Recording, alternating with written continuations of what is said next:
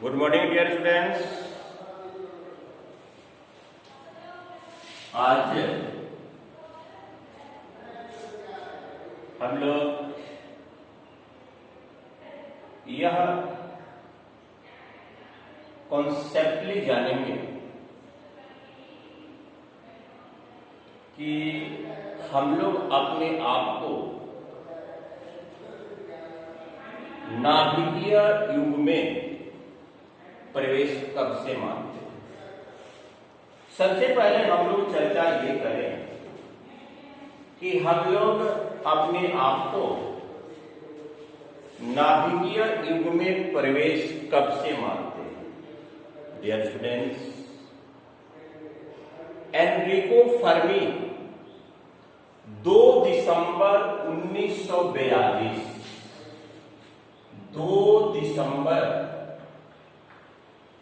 1942 नाभिकीय रिएक्टर का एक फॉर्मेट किया था। उस दिन से हम लोग अपने आप को इस न्यूक्लिक एज में प्रवेश मानते हैं। आज हम लोग नाभिकीय हथियार के संदर्भ में चर्चा करेंगे जो क्लास 10 से रिलेटेड हैं। तो डियर स्टूडेंट्स, अमेरिका में जापान के 2 शहर हिरोशिमा और नागासाकी 6 अगस्त एंड 9 अगस्त 1945 को परीक्षण किया था। उससे कितने जान माल की क्षति हुई उसका सही अंदाजा आज तक नहीं लगाया जा सका, और वहां के लोग आज भी इसके बैड इफेक्ट से प्रभावित हैं। डियर स्टूडेंट्स, अमेरिका में किस एलिमेंट्स का प्रयोग किया था? यूरेनियम 235। और यह ध्यान रखेंगे कि प्लेटिनम 239 प्रकृति में नहीं है। B obtain platinum 239 from uranium 238। हम लोग प्लेटिनम 239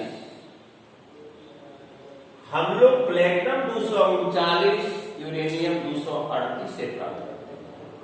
और आपको यह पता है कि प्रकृति में जिस तत्वों की उपयोगिता सबसे ज्यादा होती है, प्रायः यह देखा गया है कि उसकी उपस्थिति बहुत कम होती है। जैसे यूरेनियम 235 पनडुब्बी को चलाने में, एक ह्यूज पैमाने पर इलेक्ट्रिसिटी का प्रोडक्ट करने में, नाभिकीय हथियार को बनाने में, लेकिन इसकी उपलब्धि 0.7%। इसको आर्टिफिशियल तरीके से हैदराबाद कॉम्प्लेक्स फ्यूज में ले जाकर इसकी क्वांटिटी को बढ़ाते हैं, जिसको कि हम लोग यूरेनियम संवर्धन करते हैं। यूरेनियम संवर्धन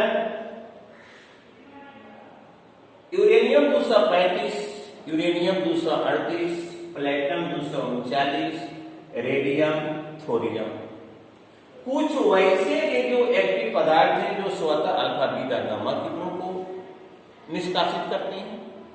अब कुछ डिकम्पोज तोड़ने के बाद, विखंडन होने के बाद, तो यूरेनियम 235 और प्लेटिनम 239 का उपयोग इस परमाणु बम में हम लोग करते हैं या किया जाता है। इसकी क्या विशेषताएं हैं? डियर स्टूडेंट्स, जितने भी परमाणु होते हैं उसके नाभिक में 2 प्रकार के बल काम करते हैं। एक स्थिर वैद्युत बल जिसकी प्रकृति विकर्षणात्मक होती है, एक नाभिकीय बल जिसकी प्रकृति आकर्षणात्मक होती है। और चूंकि यूरेनियम 235 में ना नाभिकीय बल स्थिर वैद्युत बल से थोड़ा सा कम है, फिर भी वह अपने बैलेंस को बनाए रखता है, फिर भी वह अपने बैलेंस को बनाए रखता है। लेकिन जब उसके नाभि के संतुलन को हम अनबैलेंस्ड कर देते हैं तो विखंडन की प्रक्रिया स्टार्ट हो जाती है। डियर स्टूडेंट्स, जिसके नाभिक में न्यूट्रॉनों की संख्या अधिक होगी उसका परमाणु या आकार बड़ा होगा। नतीजा यह होगा कि उसका अट्रैक्शन फोर्स रिपेल फोर्स से, विकर्षणात्मक फोर्स से लगभग में कम होता है। तो सबसे पहले देखें कि आखिर यूरेनियम 235 इस परमाणु बम में कैसे काम करता है, जिसका कि उपयोग हमारा अमेरिका ने किया था। देखिए, यूरेनियम 235 इसके सारे परमाणु, इसका नाभिक जो होता है बहुत ही नाजुक होता है और किसी तरह से यह अपने बैलेंस को बनाए रखता है। इसको कहते हम लोग हैं uncontrolled chain reaction. Uncontrolled chain reaction हम लोग कहते हैं। डियर स्टूडेंट्स,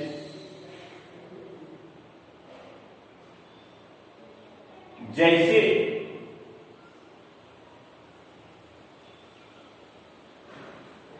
नाभिक इतना इसका नाजुक होता है कि अगर इस पे अनावेशित कण को बमबारी या बौछार कराते हैं, न्यूट्रॉन जैसे मंद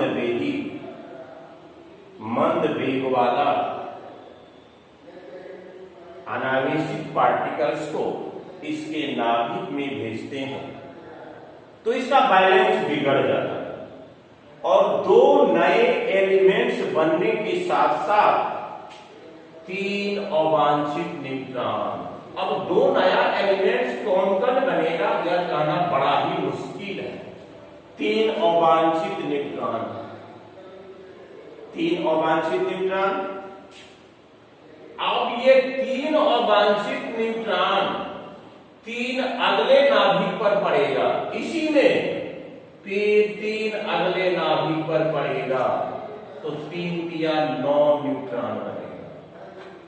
फिर ये 9 न्यूट्रॉन अगले 9 नाभिक पर पड़ेगा तो 9 नाभिक को विध्वंस कर देगा, डिकम्पोज कर देगा और 27 न्यूट्रॉन बनेगा और 27 न्यूट्रॉन अगले 27 नाभिक पर पड़ेगा।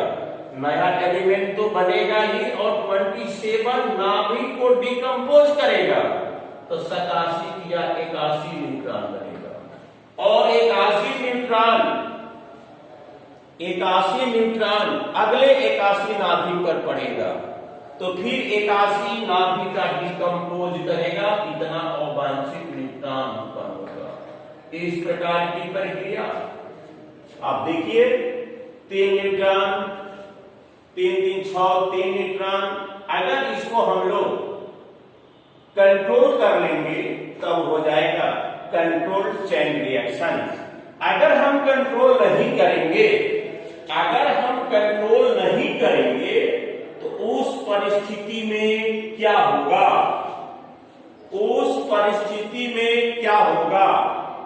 अगर हम कंट्रोल नहीं करते हैं तो उस परिस्थिति में क्या होगा? ये विखंडन की प्रक्रिया तीव्र गति से होते होते उस चरम सीमा पर जाएगी जिसको कि हम एटम कहते हैं। एटम नाम का कोई चीज नहीं रह जाएगा, वहां पर भयंकर विस्फोट होगा। रेडियो डस्ट, अल्फा किरण, बीटा किरण, गामा किरण, नाभिकीय कचरा, नाभिकीय सब्सटेंस प्राप्त होंगे और टेम्परेचर वहां का अप्रत्याशित बढ़ जाएगा। आपको पता है कि अल्फा बीटा गामा किरणें एल्युमिनियम एमएम की मोटाई वाले एल्युमिनियम की परत को भेज सकती है, तो हमारे सेल पर पड़ेगा, तो इसका क्या परिणाम होगा? हमारे सेल को नष्ट करेगा। जो प्रजनन क्षमता है उस जीन को बुरी तरह से क्षतिग्रस्त करता है, ब्लड के संचार को रोक देता है, त्वचा कैंसर उत्पन्न करता है।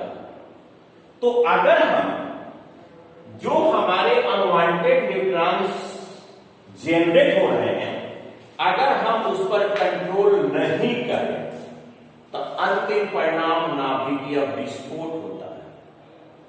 अंतिम परिणाम नाभिकीय विस्फोट होता है, जिसको कि परमाणु बम के नाम से जानते हैं। लेकिन जैसे आपका पहला फेज में 1 2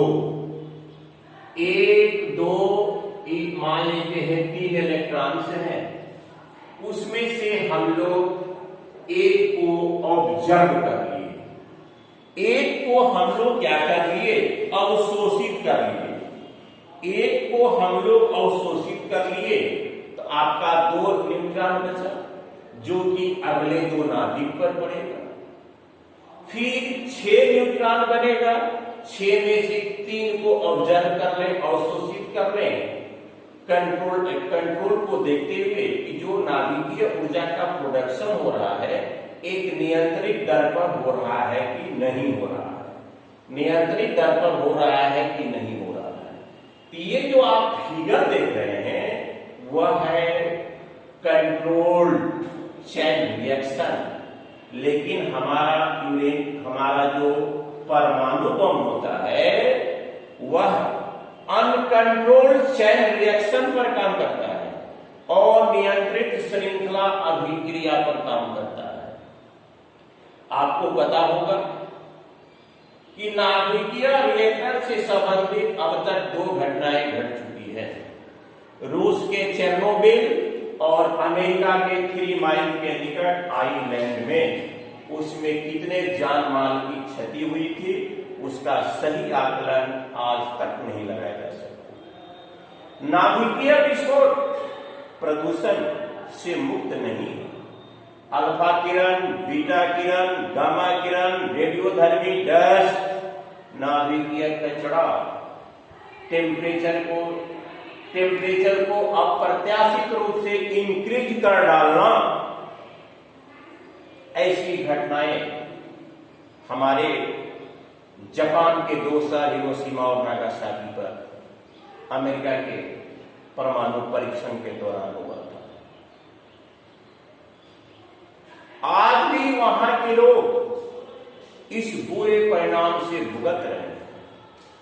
डियर स्टूडेंट्स, अगर आपसे पूछा जाए कि परमाणु बम किस सिद्धांत पर काम करता है, तो नाभिकीय विखंडन किस सिद्धांत पर काम करता है। एक परमाणु के नाभिक का लगभग 2 बराबर भागों में टूटना नाभिकीय विखंडन कहलाता है, और इससे जो ऊर्जा मुक्त होती है उसे हम लोग नाभिकीय ऊर्जा कहते हैं।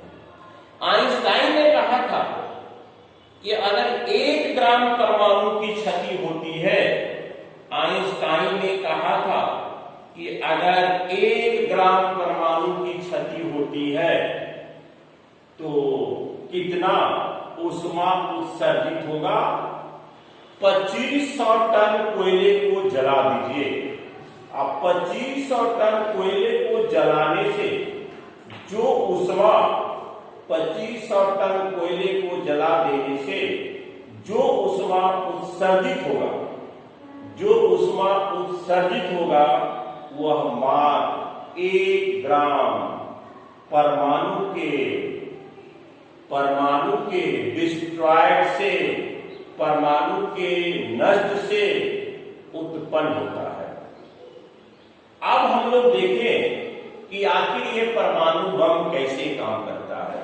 अब हम लोगों को यह देखना है कि यह परमाणु बम कैसे काम करता है, जिसको कि अमेरिका ने जापान के 2 शहर हिरोशिमा और नागासाकी पर गिराया था।